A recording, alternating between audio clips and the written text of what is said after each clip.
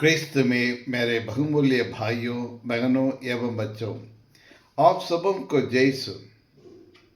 राजाओं के राजा, प्रभु के प्रभु और इस दुनिया के और इस संसार के ज्योति बनकर इस संसार में आए हुए हमारे प्रभु यीशु क्रिस्त की कृपा, शांति, अनुग्रह, आशीष, सामर्थ्य, समाधान, संतोष सदा सर्वदा आपके एवं आपके परिवार के साथ रहे।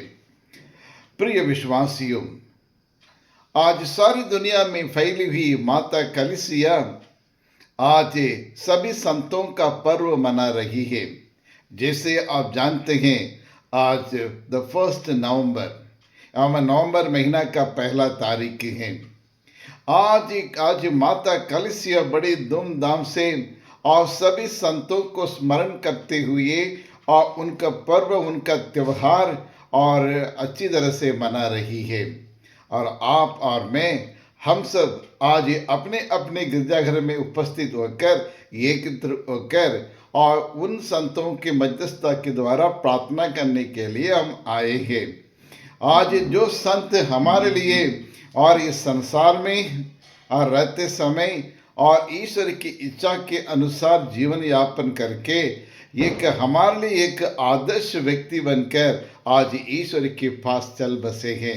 आज स्वर्ग राज्य में और ईश्वर के संग रहते हैं और आपके लिए, मेरे लिए और सिफारिश करते रहते हैं, हमारे लिए प्रार्थना करते रहते हैं। आज उन्हीं को याद करने के लिए माता कलीसिया साल में एक बार एक तारीख निर्धारित की गई है। वह है हर नवंबर महीने में पहला तारीख को।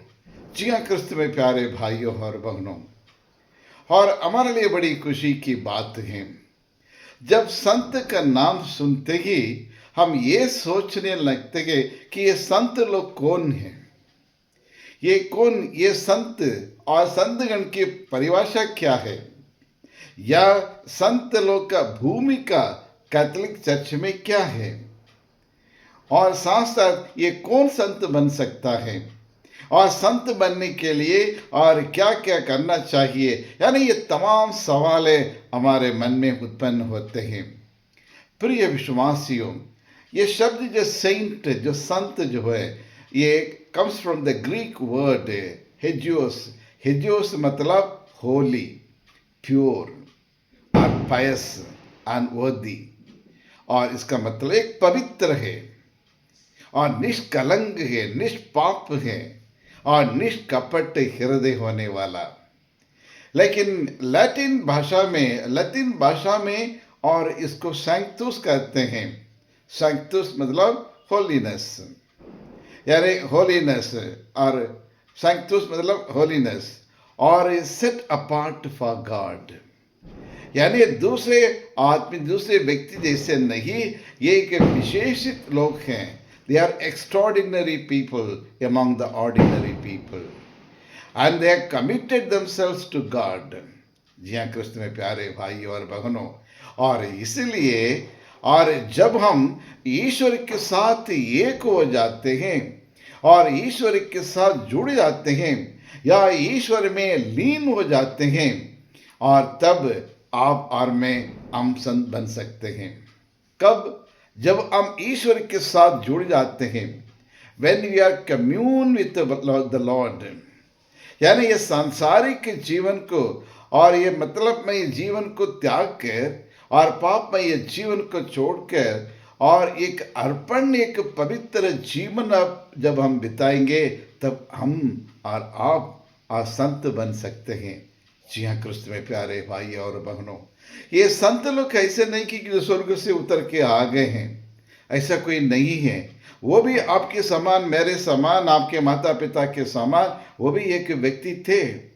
लेकिन संत कैसे बन गए थे? क्योंकि आज संत लोग और एक एक्स्ट्रॉर्डिनरी जीवन बिताए, यानी वे लोग और आध्यात्मिक और मार्गदर्शक बन गए हैं, सलाहकार बन गए हैं, और एक विश्वास का एक नमूना बन गए हैं। वो उनके विश्वासमय जीवन के कारण, ये अर्पण जीवन के कारण, पवित्र जीवन के कारण वो संत बन गए हैं। प्रिय विश्वासियों, हर साल यानी हर दिन माता कलसिया एक संत का पर्व मनाती है। अरे साल में 365 दिन हैं, 365 संत हैं। कुछ संत को याद करते हैं, कुछ संत को छोड़ देते हैं, कुछ संत को नज़रअंदाज कर देते हैं और किसी किसी का भूल भी जाते हैं। लेकिन 365 संत हैं और आज ही कलिसिया में और 128 और संत लोगों का शरीर आज भी सड़ा नहीं है, गला नहीं है, साबुत है। यानी ईश्वर की कृपा है, ईश्वर की कृपा अनुग्रह उनके ऊपर ज़्यादा है। यानी उन्हें ऐसे एक पवित्र जीवन बिताएं। लेकिन जैसे मैंने कहा शुरुआत में, संत आप बन सकते हैं, मैं बन सकता हूँ, लेकिन हमारा जीवन में कुछ उसके लिए कुछ करना पड़ता है। ये संत लोगों की भूमिका यह है कि आज स्वर्ग राज्य में और वह स्वर्ग राज्य में ईश्वर के संगत में रहते हुए और आपके लिए मेरे लिए मध्यस्थता करते हुए प्रार्थना करते हैं।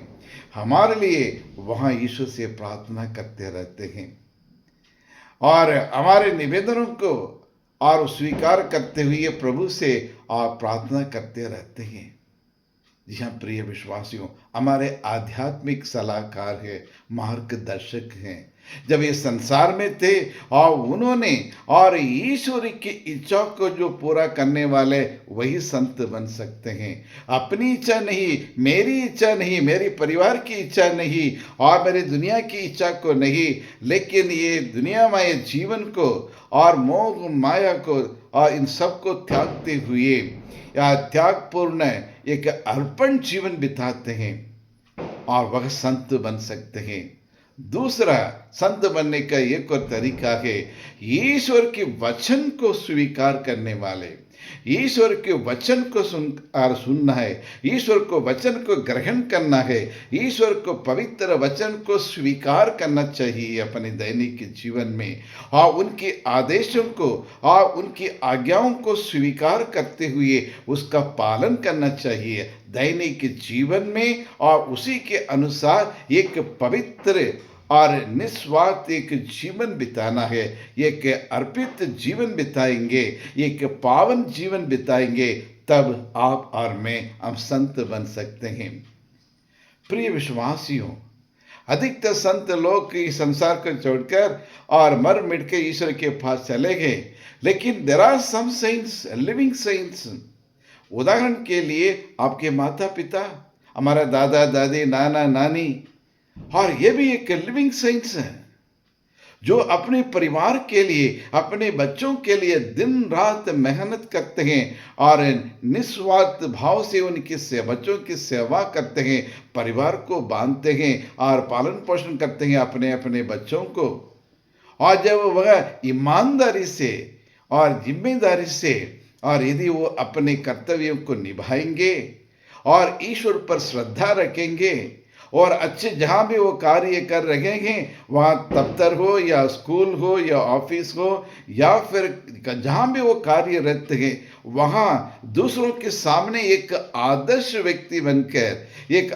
व्यक्ति बनकर ईमानदारी से, जिम्मेदारी से और बिना किसी गलती से एक त्यागपूर्ण एक जीवन बिताएंगे, दूसरों के लिए आदर्श बन जाते हैं, तो वह एक लिविंग सेंट है। जी हाँ क्रिस्त में प्यारे भाइयों और बहनों, लेकिन ये कोई भी बन सकता है। आप और मैं, हम में से कोई भी व्यक्ति एक संत बन सकते हैं, क्योंकि God has called each and every one of us to become a saint. God has called you and me to lead a holy life. ये पवित्र जीवन बिताने के लिए हमें बुलाया गया है। और इसलिए और आदि में उत्पत्ति ग्रंथ में हमने देखा, जब ईश्वर ने मनुष्य की सृष्टि की, वह एक जानवर के समान नहीं, एक पक्षी के समान नहीं, एक पेड़, ये पहाड़, नदी, नाले के समान उनके स्वरूप में नहीं बनाया। और ईश्वर ने मनुष्य को अपने प्रतिरूप में, अपने स्वरूप में बनाया और अपनी समानता में बनाया, so that the man can reflect the present, the image of God. यानी हमें ईश्वर की प्रतिबिंबित करना चाहिए. We have to reflect the God. We have to reflect the character of the God. We have to reflect the qualities of God. प्रिय विश्वासियों, और इसीलिए ईश्वर ने अपने स्वरूप में, उनका स्वरूप क्या है, उनका प्रतिरूप क्या है, वो पवित्र है, निष्कलंक है, निष्पाप है, निस्वार्थ है. वही हमारा प्रभु का क्वालिटी से गुण है. तो उसी तरह आपको बनना है, मुझको बनना है. सो इसलिए ईश्वर ने अपने प्रतिरूप में, स्वरूप में हमें बनाया है, अपनी समानता में बनाया है. इसका मतलब आपको और मुझको और एक संत बनना जरूरी है. प्रिय विश्वासियों, इसके लिए मर मिटने की जरूरत नहीं है. जीवित रहते हुए भी और हर दिन और ईश्वर पर श्रद्धा रखना चाहिए, ईश्वर का डर होना चाहिए. गलत काम नहीं करे, गलत सोच, गलत विचार हमारे मन में न लाए. और जिस काम के लिए ईश्वर ने बुलाया है, जो काम ये आपको दिया है, उसको ईमानदारी से करें और बड़ी अपनी अपनी जिम्मेदारी को बखूब निभाएं और निस्वार्थ जीवन बिताएं, पूरे तन से, मन से, और ईश्वर की स्तुति करे, ईश्वर की आराधना करे, ईश्वर की प्रशंसा करे और ईश्वर को धन्यवाद देते हुए प्रार्थना, निरंतर प्रार्थना करते रहो. निरंतर हर काम के लिए, अच्छे के लिए, भले के लिए ईश्वर को धन्यवाद देते रहे और नित्य प्रार्थना करनी चाहिए. प्रिय विश्वासियों, और संत बनने के लिए और हमें ईश्वर की आवाज को सुनना बहुत जरूरी. We should be able to listen to the voice of God. ईश्वर हर दिन शब्दों के, ईश्वर के वचन के द्वारा हमसे बातचीत करते हैं. मिस्सा बलिदान में, आप मिस्सा बलिदान के द्वारा हमसे बातचीत करते हैं और ईश्वर की उपस्थिति पावन शरीर रक्त के द्वारा हमारे हृदय रूपी मंदिर में वो आते हैं. क्या हम अनुभव करते हैं या ऐसे नाम के वास्ते जाके परम प्रसाद ले लेते हैं? उचित तैयारी हम नहीं करते हैं. जब उचित तैयारी करते हुए, जब श्रद्धा के साथ और पूरी तैयारी के साथ जब हम परम प्रसाद को ग्रहण करेंगे, आप महसूस करेंगे प्रभु मेरे हृदय में आ चुका है. प्रभु का प्रभु का मेरा दिल और मेरा हृदय निवास स्थान बन गया है. जी हाँ, कृष्ण में प्यारे भाइयों, ईश्वर की आवाज को सुनना, ग्रहण करना, उनके आदेशों को मानना और उनकी आज्ञाओं को पालन करना और ईश्वर की माँ मरियम जैसे ईश्वर की इच्छा क्या है, ईश्वर ने मेरे लिए कौन सी योजना दी है, कौन सा जिम्मेदारी दी है, कौन सा कर्तव्य दिया है, क्या उसको मैं और सच्चाई से मैं कर रही हूँ या कर रहा हूँ. यदि ईमानदारी से चार लोग आपकी देख के तारीफ करना चाहिए, वो बड़ा आदमी है, वो मैडम बहुत अच्छी है, ईमानदार है. ईमानदारी कूट कूट के भरा हुआ है, कभी धोखा नहीं देती है, किसी को गलत शब्द का इस्तेमाल नहीं करती है और हमेशा दूसरों को मोटिवेट करती है, प्रेरणा देती है, एक प्रेरणामय एक आदर्श जीवन बिताती है. कभी चोरी नहीं करती है, ऑफिस से किसी को भला बुरा नहीं कहती है, किसी का नाम बदनाम नहीं करती है, या फिर धोखाधड़ी नहीं करती है, या घूस नहीं लेती है, ब्राइब नहीं लेती है. वो ईमानदारी से और जीते हैं. वह जिसको ऐसे बोलेंगे वो व्यक्ति already becomes a living saint. आज ईश्वर आपको मुझको लिविंग सेंट बनाने के लिए बुला रहे हैं. एक बुलाहट है आपके लिए और मेरे लिए. प्रिय विश्वासियों, आइए, कठिन है बल्कि नामुमकिन नहीं है, बन सकते हैं आप और मैं और प्रभु के और संत बन सकते हैं. तो आइए यीशु से प्रार्थना करें. सर्वशक्तिमान शाश्वत परमेश्वर, हम आपको धन्यवाद देते हैं आज के इस महीने के लिए. पिछले एक महीने से आपने जो कुछ वरदान, अनुग्रह, आशीष हमारे लिए, हमारे परिवार के लिए, हमारे बाल बच्चों के लिए दिया है, उसके लिए हम धन्यवाद देते हैं प्रभु. और नाना प्रकार की बीमारियों से हमें बचा रखने के लिए हम धन्यवाद देते हैं. आज से एक नया महीना प्रारंभ हम कर रहे हैं, नवंबर महीना. नवंबर महीना में पहला दिन सभी संतों का पर्व मनाते हैं. कल सभी मृत विश्वासी को त्यौहार मनाने जा रहे हैं। विशेषकर इस नवंबर महीने में हमारे प्रियजन, जो हमारे माता पिता हो सकते हैं, पति पत्नी हो सकते हैं, बच्चे हो सकते हैं, भाई बहन हो सकते हैं, रिश्तेदार मित्र हो सकते हैं, जो इस परिवार को संसार को छोड़कर ईश्वर के पास चल बसे हैं, उन सभी मृत विश्वास को याद करने का, स्मरण करने का महीना है और उनकी आत्म शांति के लिए प्रार्थना करने का समय है। प्रभु, हम अपने प्रिय माता पिताओं को, हमारे भाई बहनों को हम याद करते हैं प्रभु, जिन्होंने हमारे लिए, परिवार की उन्नति विकास के लिए और मेरी और आपकी हमारी उन्नति के लिए उन्होंने अपने सारा जीवन और त्याग दिया था, कुर्बान किया है।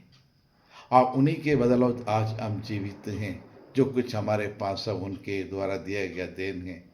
आज उन सभी आत्माओं के लिए प्रार्थना करते हैं प्रभु, उनकी आत्मा को अनंत शांति दे, अनंत मुक्ति उन्हें प्रदान करे और अंतिम दिन, क़यामत के दिन और सभी संतों के साथ स्वर्गदूतों के संगत रखने का सुंदर अवसर उन्हें प्रदान करे प्रभु। इस महीने में हम करने वाले हर एक कार्य को, हर एक कोशिश में हमें सफलता प्रदान करे और हम सब को, हर एक क्रिस्तियों को और जो इस वीडियो सुन रहे हैं उनके परिवार में जो दुख तकलीफ है, परेशानी है, वेदना है, पीड़ा है, सबको दूर करने की कृपा करें प्रभु। कभी हम विशेष रूप से अनाथों के लिए, अकेले रहने वालों के लिए भी हम प्रार्थना करते हैं प्रभु। और उन सबों की प्रभु साथ देने वाला, सहायता करने वाला परमेश्वर आप हैं। उनके जीवन को सुखमय बना दे प्रभु, शांतिमय जीवन उन्हें प्रदान करे और उन्हें हिम्मत और साहस उन्हें पवित्र आत्मा के द्वारा दिला दें। बच्चों को उज्जवल भविष्य उन्हें प्रदान करे।